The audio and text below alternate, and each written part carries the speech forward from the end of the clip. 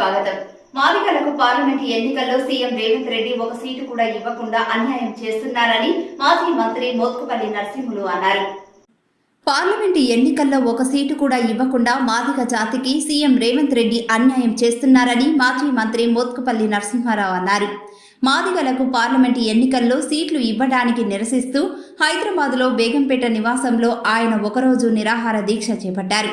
Senior నేత వి Hanumantharao, survey Satyanarayana, MRPS రాష్ట్ర జాతీయ నాయకులు, బీసీ నాయకులు సంఘీభావం తెలిపారు.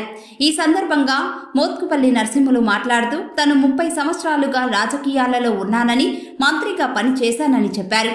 మాదిగలు అంటే సీఎం రేవంత్ రెడ్డికి చిన్న చూపుగా ఉందని, ఆయనను కలిసి మాట్లాడాలని ప్రయత్నిస్తే కనీసం అపాయింట్మెంట్ కూడా ఇవ్వలేదని ఆవేదన వ్యక్తం చేశారు.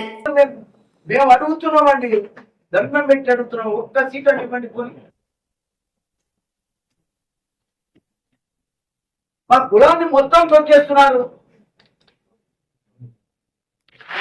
ఇది న్యాయం కాదని మాత్రమే ఈ సందర్భంగా తెలియజేస్తా ఉన్నా. ఏ పరిస్థితులలో కూడా ఇంకా సమయం ఉంది, నిర్ణయాన్ని సరిచేసుకోమని నేను కోరుతా ఉన్నాను. ఇంకా సమయం ఉంది.